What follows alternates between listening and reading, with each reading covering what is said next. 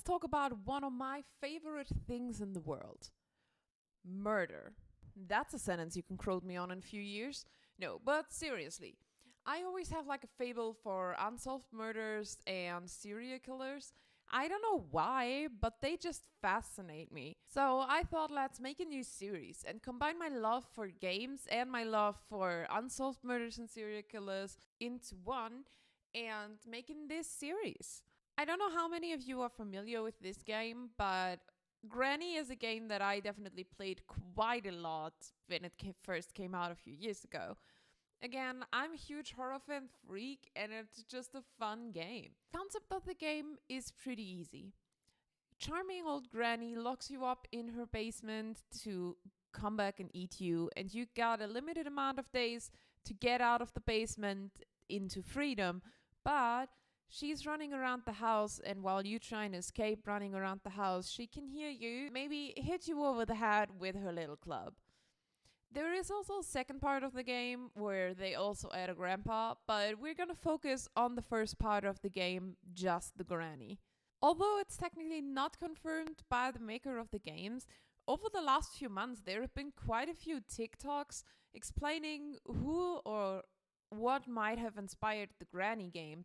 While I often see a lot of people talk about the giggling granny, which I find quite interesting, but is not the main subject of this video today. The second theory they have is a Russian killer called Tamara Samsonova. Now, Tamara Mitronova Samsonova is a Russian serial killer, also dubbed the Granny Ripper or Baba Yaga. For those of you who don't know, Baba Yaga is like an old folklore from Russia about an old deformed woman living in the forest in a hut that's on chicken legs.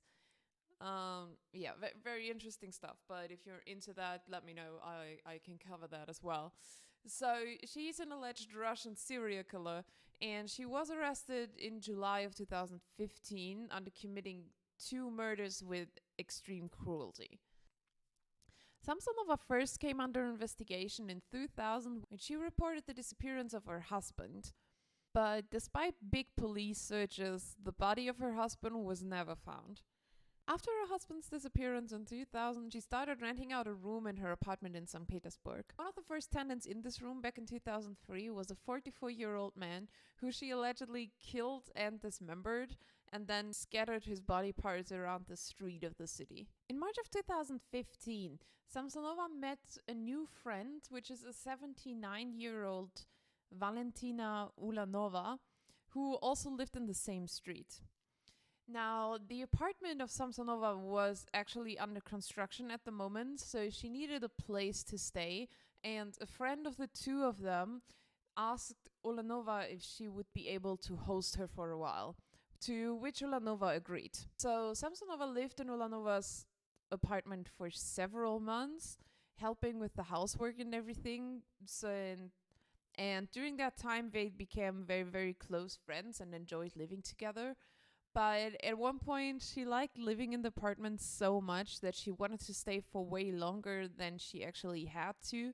And so when the time came where her apartment was ready and she could have moved back, she didn't want to move out and just stayed in the apartment of her friend. This had a huge toll on the relationship on these two women, which nearly led to them not talking at all anymore.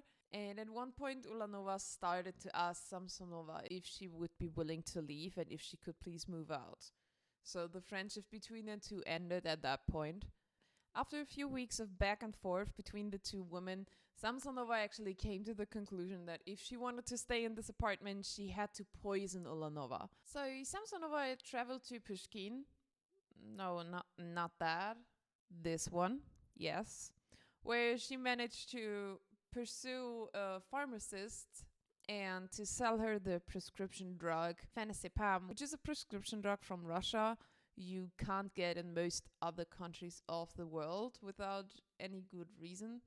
It's used to treat mental disorder, and it can also be used as a recreational drug as well. Once she returned to St. Petersburg, she prepared an olive salad, which was one of Ulanova's favorite dishes, and put the pills in there and gave it to her as a peace offering to save the friendship.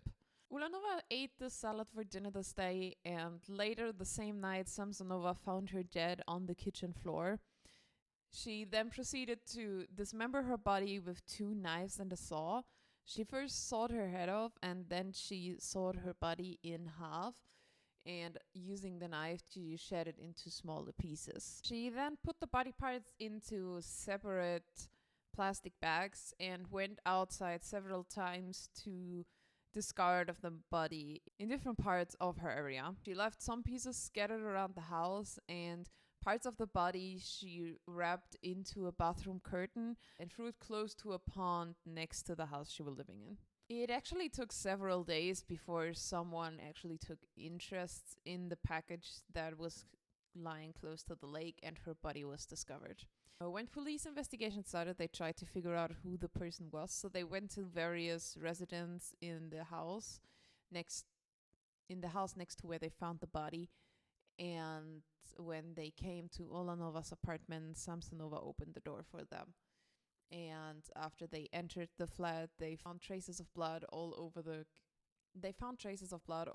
flat, and in the bathroom they found the half ripped off shower curtain where the body was found in. The 68-year-old was arrested immediately. After further investigation, the police actually found a diary where she described multiple murders happening in her apartment. And lo and behold, some of the people that she was hosting in her apartment for the room she rented out actually went missing over the years where she rented out the room. One of the entries in her diary, who was written in German, English, and Russian, read, "I killed my tenant Volodya, cut him into pieces in the bathroom with a knife, and put the pieces of his body in a plastic bag and threw them away in the different parts of our district." So yeah, you can see there are some pretty major evidence that also tie her to a lot of other murders, even though so far she has only been convicted to this one murder. After her arrest, Samsonova was actually happy to be finally arrested. Like, she was pictured blowing kisses to the reporters in court, and also celebrated when the judge told her that she would be held in custody until her final trial. In an interview, she said, "I'm haunted by my maniac upstairs who forced me to kill." So it's clear to see that she wasn't really mentally stable, and that she was actually fine with being put in prison after all these years. But yeah, I find this to be one of the lesser known cases of the big rabbit holes of all the serial killers and unsolved murder mysteries you find on the internet, which I find quite interesting because it's quite a interesting case, I think. Like a 68-year-old woman just dismembering someone. I think that's interesting. But let me know what you think about this. Also, what do you think about the connection? Again, the person who made this game said that there's not really a connection with it, and that he didn't actually copy his grandma off of any existing grandma killer. But I do like the connections between these two, like living as a tenant and then getting murdered by her. I think it's quite interesting. She was suspected of cannibalism, but it's not confirmed by the police, so I'm not gonna say that she was a cannibal, even though it would kind of work together with the story of the game as well, but not making dots where there are not necessarily dots. But yeah, I hope you liked this video. Please, everybody, I love you all. Take care of yourself. Remember to drink a lot because it's getting hot right now. I mean water, not alcohol. Take some time for yourself. Remember, you're beautiful and amazing, and you deserve nothing but love and respect. I'll see you all again.